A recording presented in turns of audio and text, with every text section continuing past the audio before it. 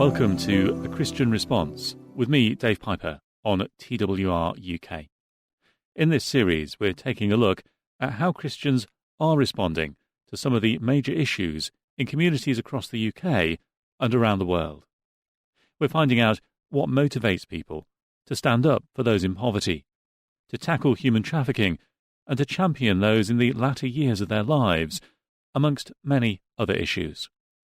We're speaking to church leaders, charity staff, experts and volunteers to get a grasp of the numerous problems in our communities that can be fixed by prayer, practical action and political intervention. We're taking lessons from Scripture about how we as followers of Christ should respond to those around us. If you'd like to get in touch to share your thoughts on anything you hear this week on the programme, then please do feel free to email us. The email address is studio@twr.org.uk. That's studio@twr.org.uk. We're joined on the programme this week by Kathy Betteridge, the Salvation Army's Director of Anti-Trafficking and Modern Slavery.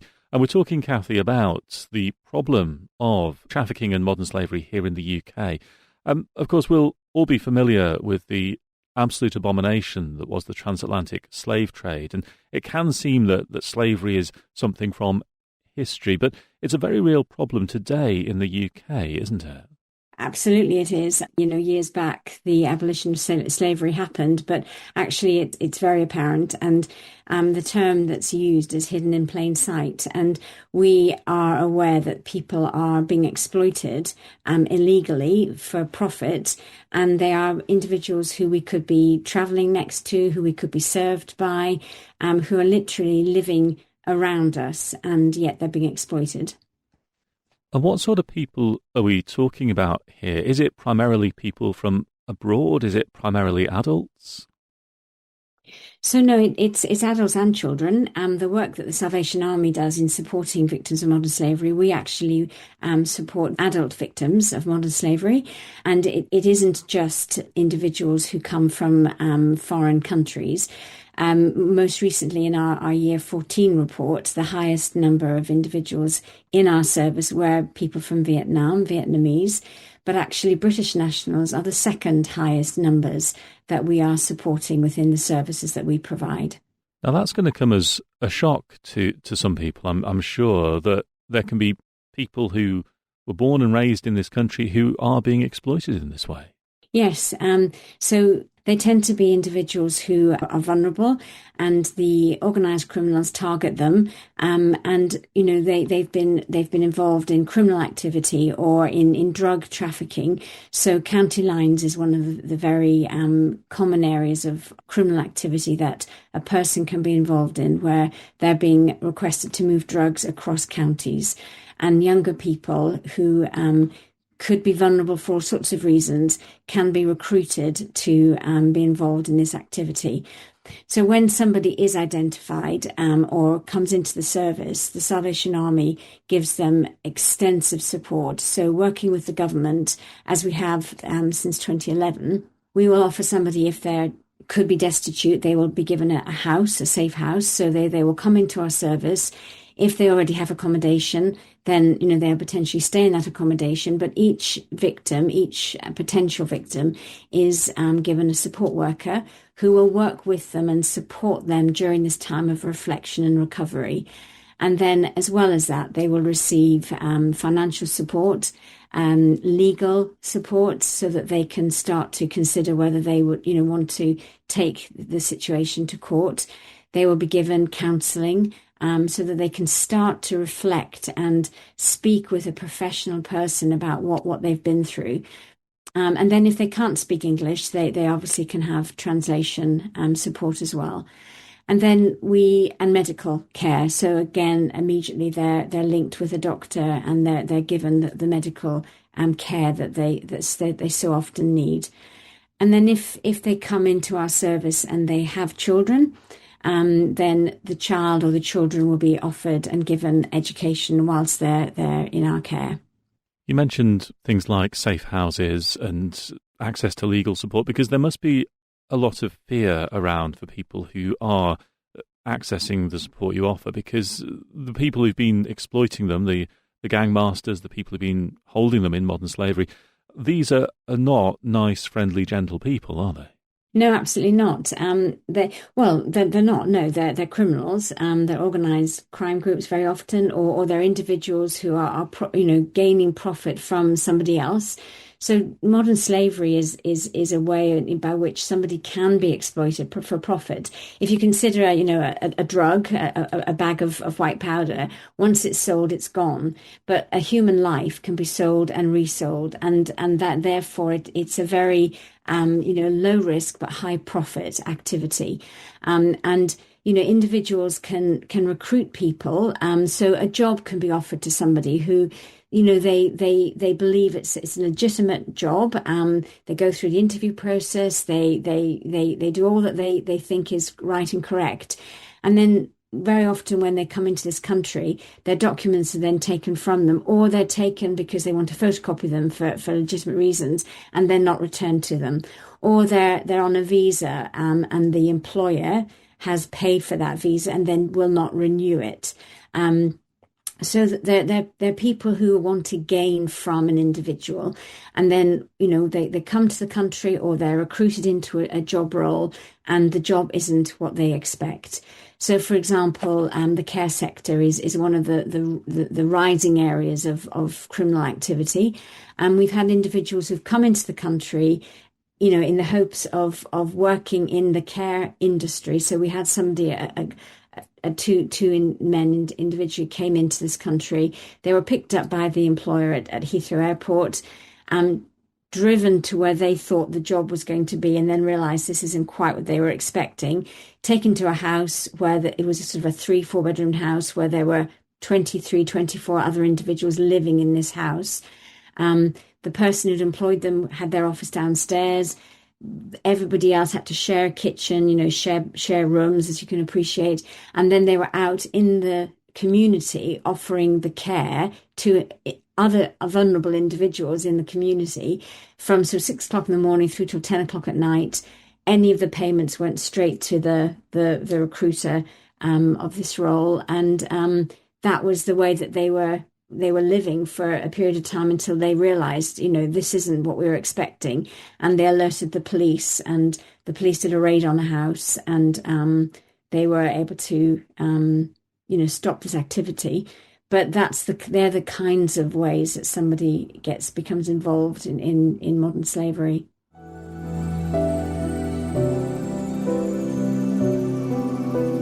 You're listening to A Christian Response on TWR-UK with me, Dave Piper. Over the course of this series, we're taking a look at how Christians are responding to some of the major issues in communities across the UK and around the world. We're finding out what motivates Christians to pray and act, and what the Bible teaches us about our duties and responsibilities to those around us. If you'd like to get in touch to share your thoughts on the issues we're covering, then please do feel free to email. The email address is studio@twr.org.uk. That's studio@twr.org.uk.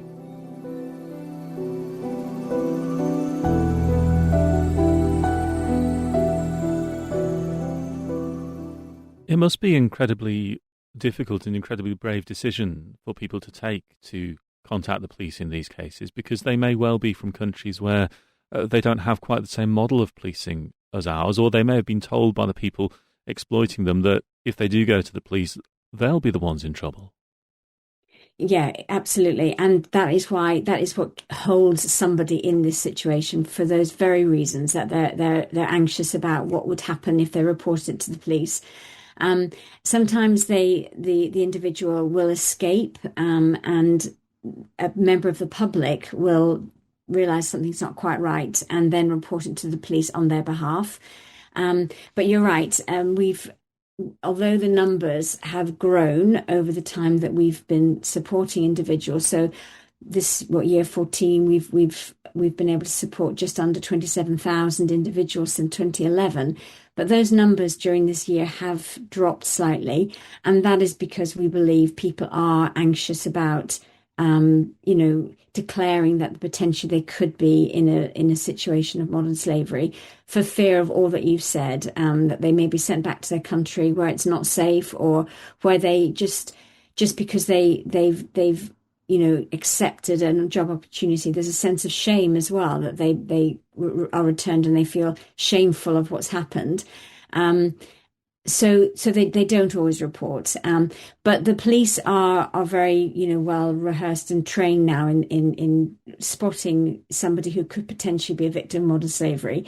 So they will do the various investigations and refer somebody into the National Referral Mechanism as a first responder, so that they do come into our care at a point of their real need. So yeah, it's a bit of a balance, I have to say. And is part of the work that you're doing at the Salvation Army simply trying to get the message out there, despite language barriers, despite cultural barriers, that people in these circumstances can get help? There can be a safe way for them to actually seek that. So part of our work is to raise the awareness and to help the public become aware of spotting the signs, so that somebody can receive the support. It's also to enable somebody who could be in that situation that there is support available, so that they won't necessarily get into trouble or whatever, but actually they will receive the support they're entitled to. So it's a mixture of a number of actions that we want. We're also very mindful that as a Salvation Army, we want to make sure that the government and those that are making policies are aware of what is happening. So we would really urge individuals to write to their local MPs, or to like I say, contact the police, or contact our helpline if they're wanting some further information about what they should do, so that individuals who are caught up in these situations receive the support that they're entitled to. Now, you mentioned the phrase earlier, hidden in plain sight, and that house where the care workers were being held will have been down someone's street. They'll have been somebody's neighbours. What should we be looking out for? Because this is not just something restricted to the big cities, is it? No, it's not. It can be in rural areas as well, somebody who might be in an agricultural situation. But yes, it's happening in our residential areas. And what they should be looking out for is, if it is a house whether it's somebody that's working as I described, or whether it's a brothel, a pop-up brothel, be aware of the comings and goings at different times of the day, and late at night, early in the morning, lots of different people, coming, going, to and froing from a house. Be aware of somebody's just their way that they're kept. If somebody's looking a bit disheveled and maybe has injuries that don't seem quite right, then and also if somebody is being controlled by another individual, or they seem a bit timid, a bit fearful, and somebody else is directing them, then those kinds of signs, if you're just not sure, contact the police for any uncertainty. You're not wasting the police time. It could be that final piece of the jigsaw that the police need to operate a raid or some other kind of activity. So contact them. Because you mentioned that this is often being done by organised criminal gangs. So presumably the police, if they can catch a gang who are exploiting people in this way, it actually helps them with the wider crime picture as well. It absolutely does. And yes, it can be gangs, but it can be, individuals. And it's not just, sadly, it's not just men who are the perpetrators, but we do hear a number of individuals say that it's been a woman who's recruited them. We also are mindful that the way modern slavery, is displayed. It's not just, somebody who's accepted a job in the hospitality industry or in construction. It can be somebody in domestic service. So we have women in particular who've come into our service, who've come into the country as a nanny or as a domestic help with somebody, and they are being held in slavery. So, working, ridiculous hours. For one lady, she had to sleep under the kitchen table. For another lady, her bed was next to the toilet in the downstairs cloakroom area. So, and they look after the children, they clean the house, those kind of individuals as well. So it could be a family who's recruited somebody to help them with their domestic work, who's also a victim. So it is, it's across a number of areas that somebody could be recruited. We've heard in the past, Kathy, when people have been talking about modern slavery in the UK, some of the sorts of places where we may well see it happening before our very eyes, places that we might all use quite frequently, things like car washes, for instance, or nail bars. Are they still problem areas for this? They are. I suppose car washes are still an area that we would ask people to be aware of. I suppose nail bars aren't quite as common, but we again would ask anybody who's using a service just to have a look around the service that they're being offered. Like I say, if it's somebody who's giving them a direct service, are they able to have a conversation with you? Do they look a little bit timid, or are they constantly looking at somebody else in the shop or the store or the area that they're working? Is the money that you're giving for the service, is it who are you giving it to? And like so in a car wash, have the individuals got the right equipment to be, offering the service of a car wash? And similarly, if it's a nail bar, but even if it's some kind of hospitality, if it's in a hotel and you're receiving a service from individuals, what is it that how are they dressed? Again, what is their whole, appearance look like? Because what we find is that, as I've explained with the care sector, agencies are used, and therefore, those agencies are recruiting people, and a hotel or some other service might think that they're using an agent that's a legitimate one, but actually the money isn't going to the person who's offering the service; it's going into another account. So it's just keeping an eye and watching out for the signs.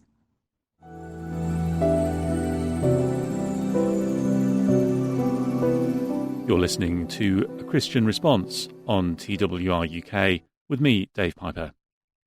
Over the course of this series, we're taking a look at how Christians are responding to some of the major issues in communities across the UK and around the world.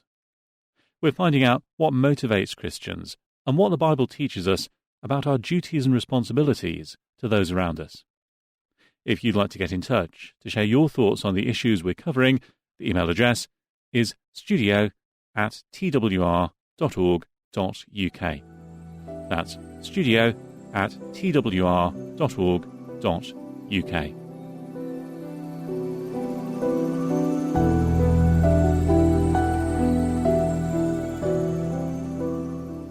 Kathy, you mentioned that it's been 14 years that Salvation Army has been officially part of the UK's response to these issues. What was it that prompted the Salvation Army to get involved in the first place? Well, it goes back in our history, actually. It's in our DNA. So way back into the 1880s, when our founder's son identified that in those days the UK wasn't a destination country; it was actually a source country for women and girls to be sold for sexual exploitation. And Bramwell Booth, with a journalist, William Steed, and a reformed brothel owner, bought a young girl, a 14-year-old girl, against the law, took her to somewhere safe, but actually highlighted to the government of the day that it was possible to buy a young girl for sexual exploitation. William Steed and Rebecca, the brothel owner, were in prison for 6 months. Bramwell Booth wasn't. But what the Salvation Army did was it highlighted to the government of the day what was happening, and we were instrumental in raising the age of consent from 13 as it was then to 16 as it is now. So the Salvation Army has always been actively, advocating and being a voice for the vulnerable, for the marginalised, and we continue to do that. So the work we're doing now, sadly, as we've highlighted, slavery is still happening. It's just taking a different format. It's modern slavery. People are still being exploited, and the Salvation Army, are offering this support through partnering with the government, but also we will still advocate going to Parliament, going to the government, highlighting where these issues are happening so that they're aware and policies are developed that support somebody rather than not.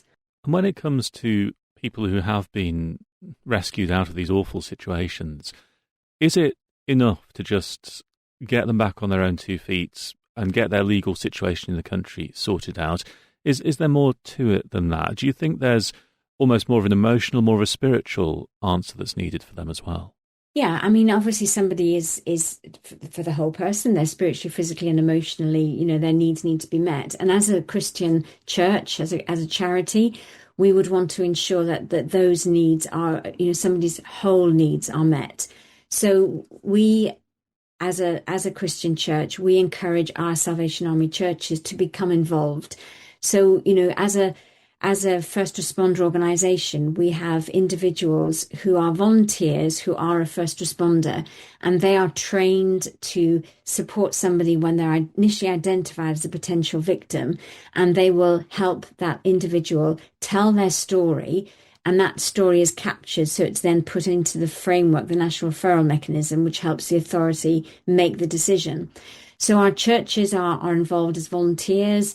Our churches are involved, and we would want individuals who are in our service to become, to gain and access the support from our faith communities. So again, somebody who there may be safe, where there are safe houses near our Salvation Army churches and other churches, and we would encourage individuals to become volunteers to help within that safe house or to help support somebody from the safe house. So we find people coming into our Salvation Army churches, and they may get involved in the activities that we hold, so that it helps them, gain confidence and recover from the horrendous situation that they've been in. And that also offers them the physical support, the emotional support, and if they require it, the spiritual support. So whether it's depending on their faith, we will, as a Christian organisation, support them in that way. But if they have a different faith, we will also signpost them to where they can receive that support to engage in their own faith journey as well.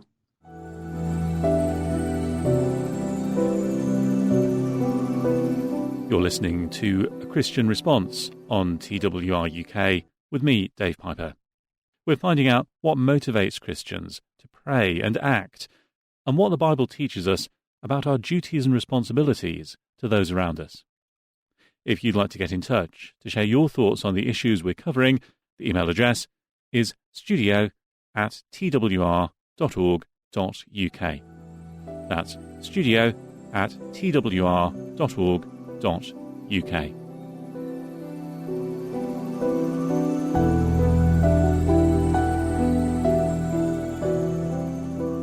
Is part of this just about really helping them to rebuild community? Because particularly if they've been held in these conditions for quite some time, it must be hard to readjust to actually being in ordinary surroundings again. Mm. Yeah, it is. And they're frightened. They're frightened to sometimes even leave the house. We have had a lady who came to us, and she was so frightened to travel on the London transport in case she bumped into her perpetrator. And that takes a while, that confidence building. And with the support worker that they are, given, that support worker will help. And therefore, if they're able to and are willing to become, part of a church community, that too will help. We have a program called Build, which is a mentoring program. And again, we would encourage somebody to become a volunteer of that mentoring program, because what that does is actually give that confidence and support to somebody to regain their life and to go to the shops, to go to the cinema, to visit something or somewhere, to travel on the train. And the mentor would do that with them, or the two mentors would do that with them, so that it just regain their confidence. And then if they do want to go back to their country, because some people have come here, like I said, with the offer of a job, and when they realize it's not that, they just want to go home. So we also have a program where we can link them back to their country, and we have contact persons. So as a Salvation Army, we're represented across 135 countries. So we have national contact persons, and our team here in the UK will link them to a contact person in that country, and also other services that and support them to go home, whether it's actually physically support them or give them finances or whatever. And then when they arrive back in their country, our contact person will meet them and then help them, reintegrate back into their community, back in their home country. And for some, they've developed social enterprises because we've been able to link them to the various key stakeholders that will help them do that. And that in itself will stop their vulnerability of becoming a victim of modern slavery again, because that could happen, and it has happened. So it's that sort of full cycle that we would like to be able to, that we are able to offer somebody. And you mentioned about these people having their voices and their stories heard here, and that being part of the referral mechanism for the future. Is it just as important, really, for those who do return to their home countries, for their stories to be spread there as well, as you said, to try and prevent similar things happening in the future? Yeah, absolutely. If they can and they're able to, then we would support them if we can, but encourage them to highlight the risks and what's happened. So we have a number of projects as a global organisation. We have a strategy to prevent human trafficking in the first place. So we have a number of activities and projects, educational ones that go into schools to highlight to young people the vulnerabilities of being a victim of modern slavery. We also have projects that help individuals have a job, basically, so that they can earn money to help their families rather than look at jobs in another country or be offered a job opportunity in another country. So we have, individuals within countries who continue to, raise those awarenesses, to offer those opportunities to prevent somebody being tricked into becoming a victim of modern slavery. Kathy, just finally, we hear quite often it being said that Christianity and politics don't really go together, and churches shouldn't get involved in politics. Would you argue, through the experience of the Salvation Army tackling modern slavery in the UK, that actually churches have a vital role to play when it comes to liaising with our politicians? I think we have a responsibility to be a voice for somebody who doesn't have a voice. And in many cases, these individuals don't have a voice. So we do have a responsibility as Christians to highlight the issues that are taking place, within our communities, and to be that voice and to advocate for them. So yes, I do think we have a responsibility. And I think as a Salvation Army, we are able to do that, well, and we have a trusted voice. And I think it depends on how you express that. And, it's important to raise the issues with local MPs and do it in such a way that we can, open a conversation and highlight the issues and ensure that, somebody's situation is brought to the attention of those individuals who can make a difference in government. Kathy Betteridge from the Salvation Army, thank you for joining us today. Thank you for the opportunity. And that's all we got time for on this week's episode of A Christian Response. I'm Dave Piper, and it's been a pleasure to have your company over the past half hour. as we've taken a closer look at how Christians are responding and can respond to the major issues in life, whether that's in our own towns and cities, across the nations of the UK, or even reaching out into the wider world. If you'd like to get in touch to share your thoughts on the issues we're discussing, then please do feel free to email. The email address is studio@twr.org.uk. That's studio@twr.org.uk. And you can stream or download this week's episode now in full at the website. Just go to twr.org.uk/on-demand and search for A Christian Response.